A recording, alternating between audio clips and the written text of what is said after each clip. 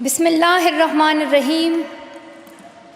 In the name of God, the most merciful, the most beneficent. Your Majesties, Your Royal Highnesses, distinguished members of the Norwegian Nobel Committee, dear sisters and brothers.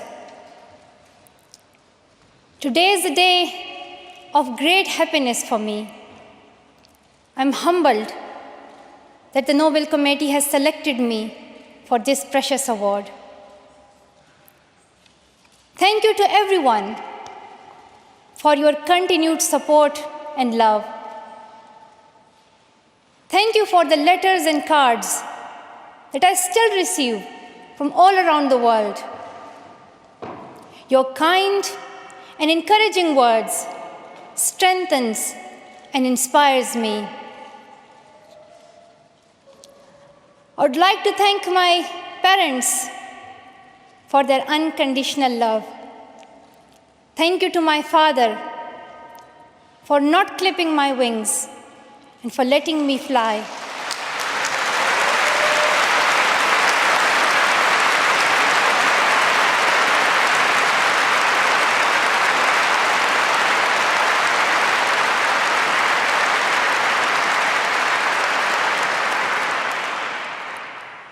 Thank you to my mother for inspiring me to be patient and to always speak the truth, which we strongly believe is the true message of Islam. And also, thank you to all my wonderful teachers who inspired me to believe in myself and be brave. I'm proud. Well, in fact, I'm very proud to be the first Pashtun, the first Pakistani, and the youngest person to receive this award.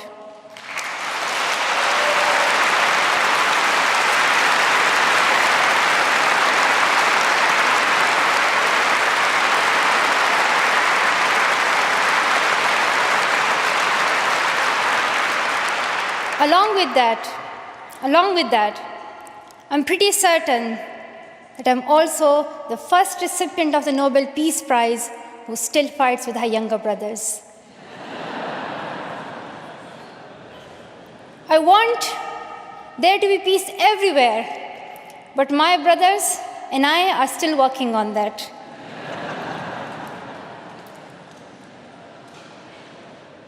I'm also honored to receive this award together with Kailash Satyarthi, who has been a champion for children's rights for a long time, twice as long, in fact, than I have been alive. I'm proud that we can work together. We can work together and show the world that an Indian and a Pakistani, they can work together and achieve their goals of children's rights.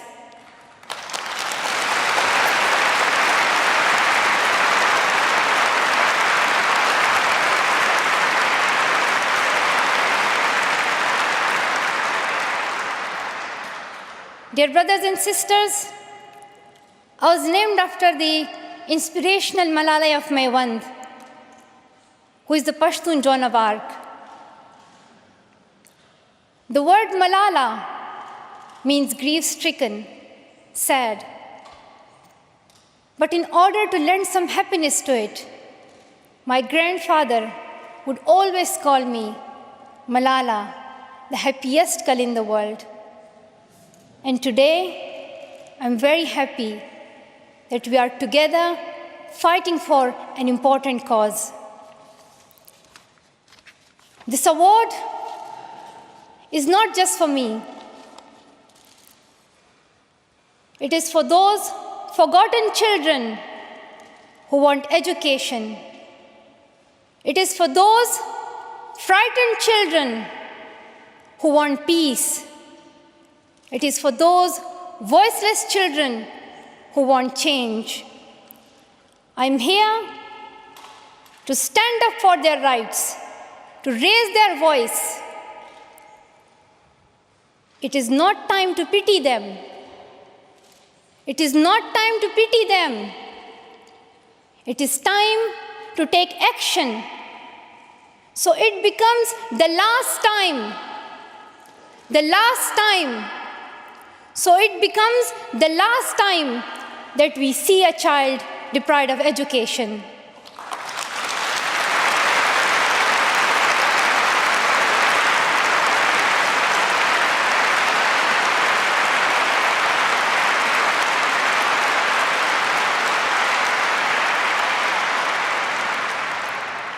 I have found that people describe me in many different ways.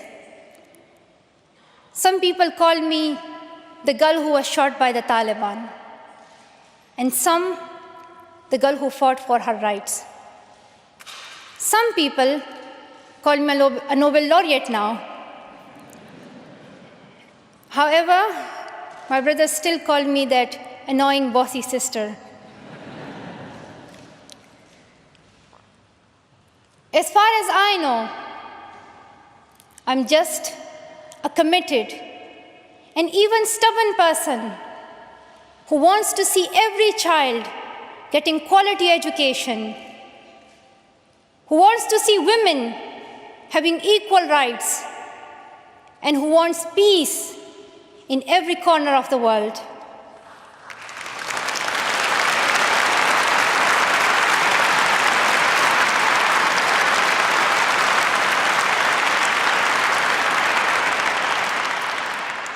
Education is one of the blessings of life and one of its necessities. That has been my experience during the 17 years of my life. In my paradise home, Swat, I always loved learning and discovering new things. I remember when my friends and I would decorate our hands with henna on special occasions. And instead of drawing flowers and patterns, we would paint our hands with mathematical formulas and equations. We had a thirst for education. We had a thirst for education because our future was right there in that classroom. We would sit and learn and read together. We loved to wear neat and tidy school uniforms. And we would sit there with big dreams in our eyes. We wanted to make our parents proud and prove that we could also excel in our studies and achieve those goals which some people think only boys can. But things did not remain the same.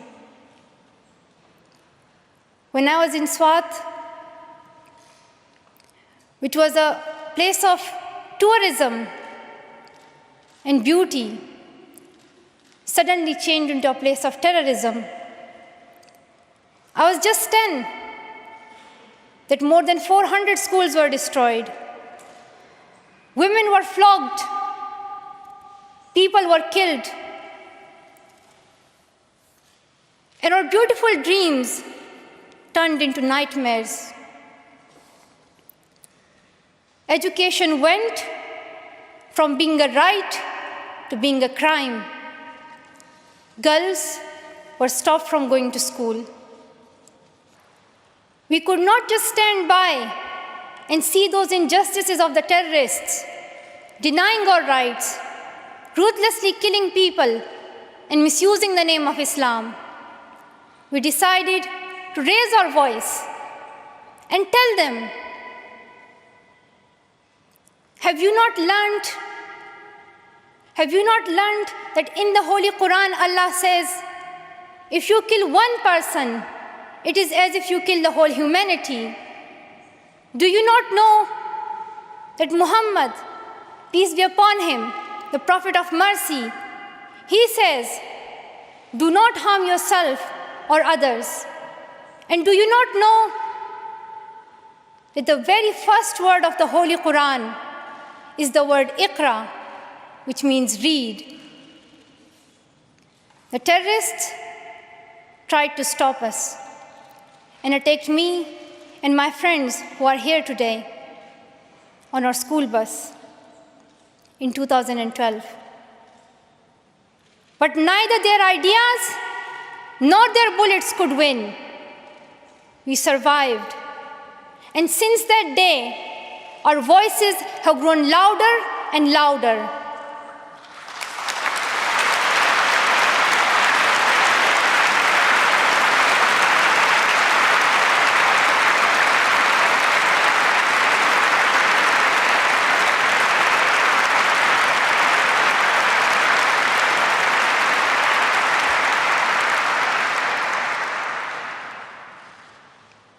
I tell my story not because it is unique, but because it is not. It is the story of many girls. Today, I tell their stories too. I have brought with me some of my sisters from Pakistan, from Nigeria, and from Syria who share this story. My brave sisters, Shazia and Kainat, who were also shot that day on our school bus. But they have not stopped learning. And my brave sister, Kainat Somro, who went through severe abuse and extreme violence. Even her brother was killed, but she did not succumb. Also, my sisters here, whom I have met during my Malala Fund campaign. My 16-year-old courageous sister, Mozoon, from Syria, who now lives in Jordan as a refugee. And she goes from tent to tent, encouraging girls and boys to learn.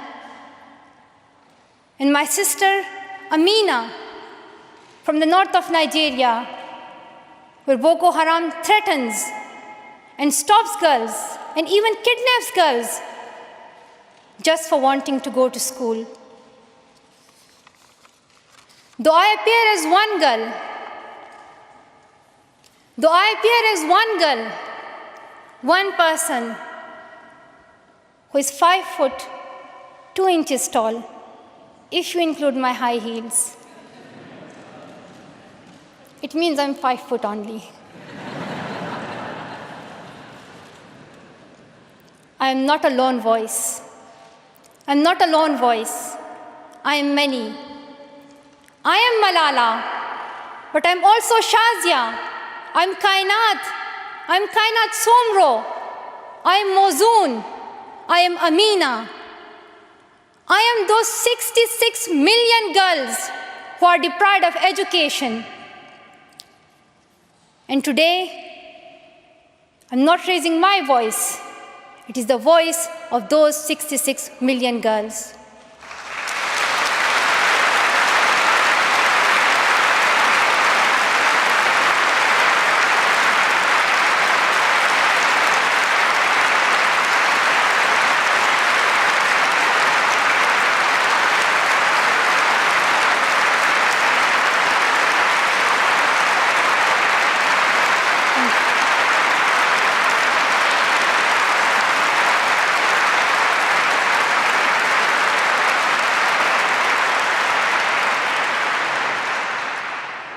Sometimes people like to ask me, why should girls go to school?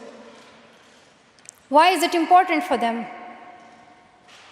But I think the more important question is, why shouldn't they? Why shouldn't they have this right to go to school? Dear brothers and sisters, today, in half of the world, we see rapid progress and development. However, there are many countries where millions still suffer from the very old problems of war, poverty, and injustice. We still see conflicts in which innocent people lose their lives and children become orphans. We see many people becoming refugees in Syria, Gaza, and Iraq. In Afghanistan, we see families being killed in suicide attacks and bomb blasts. Many children in Africa do not have access to education because of poverty.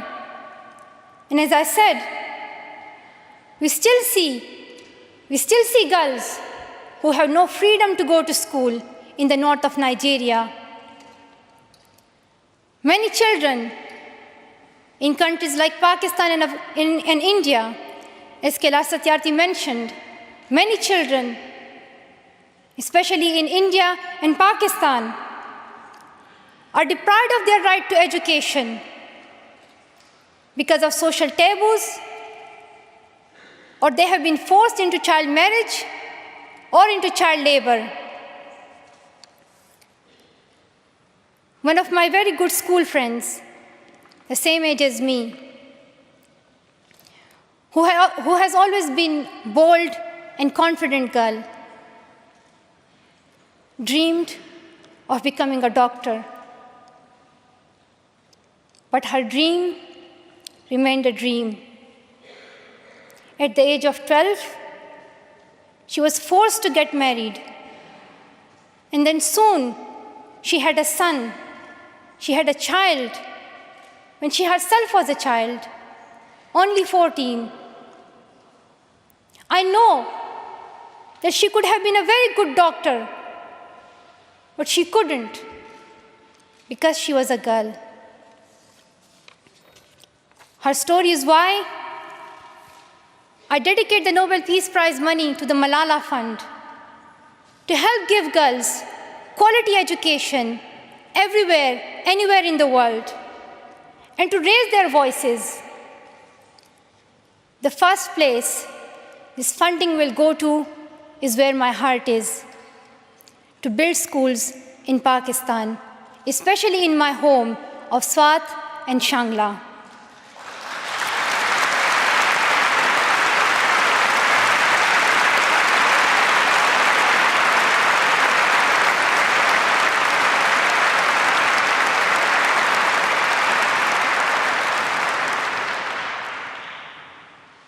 In my own village, there is still no secondary school for girls.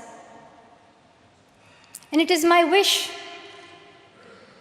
and my commitment, and now my challenge, to build one so that my friends and my sisters can go there to school and get quality education, and they get this opportunity to fulfill their dreams. This is where I will begin, but it is not where I will stop. I will continue this fight until I see every child in school. Dear brothers and sisters, great people who brought change, like Martin Luther King and Nelson Mandela, Mother Teresa and Aung San Suu Kyi, once stood here on this stage. I hope the steps that Kailash Satyarthi and I have taken so far and will take on this journey will also bring change, lasting change.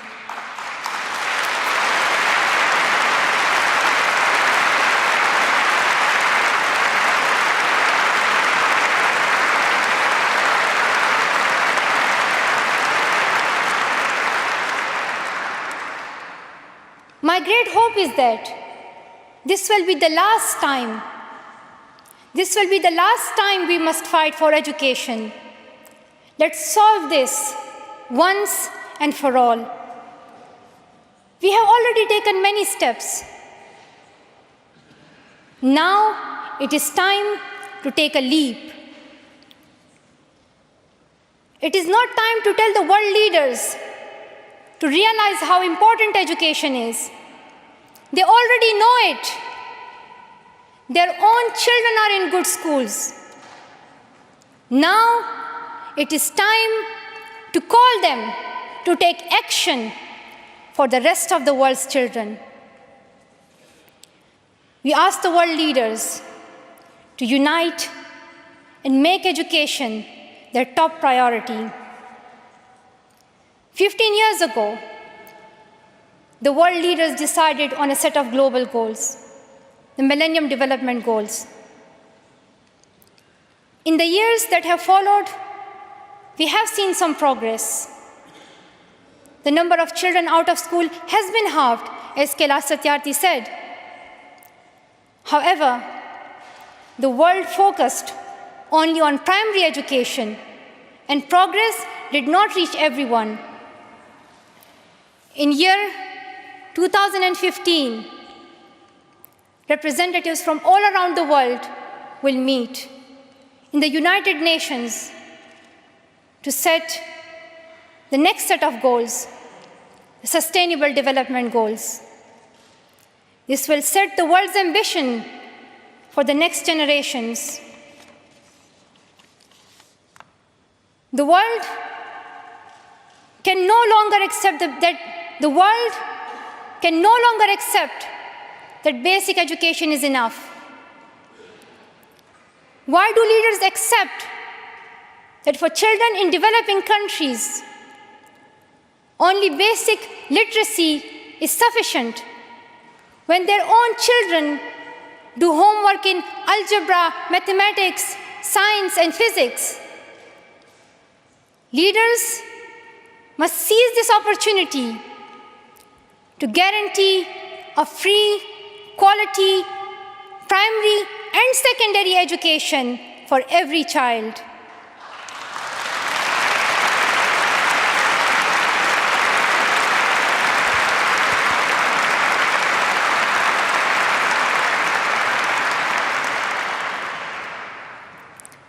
Some will say this is impractical, or too expensive, or too hard, or maybe even impossible. But it is time the world thinks bigger. Dear sisters and brothers, the so-called world of adults may understand it, but we children don't. Why is it that countries which we call strong are so powerful in creating wars, but are so weak in bringing peace? Why is it?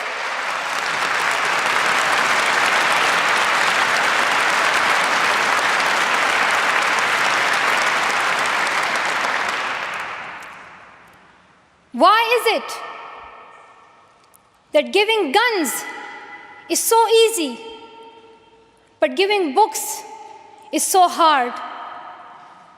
Why is it?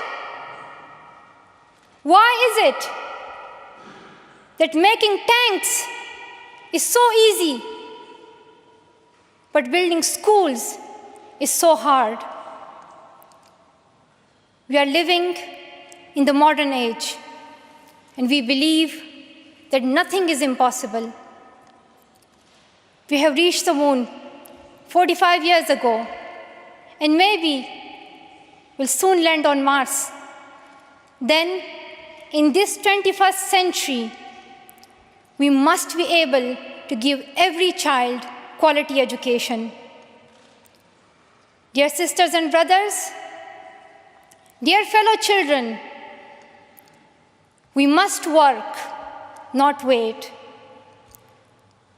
Not just the politicians and the world leaders. We all need to contribute. Me, you, we. It is our duty.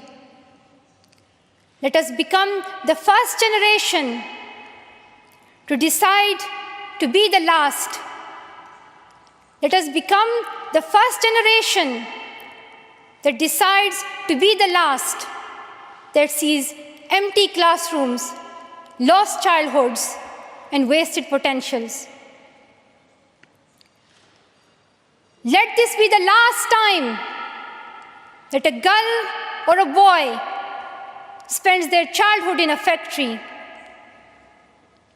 Let this be the last time that a girl is forced into early child marriage. Let this be the last time that a child loses life in war. Let this be the last time that we see a child out of school. Let this end with us. Let's begin this ending together, today, right here, right now. Let's begin this ending now. Thank you so much. Thank you.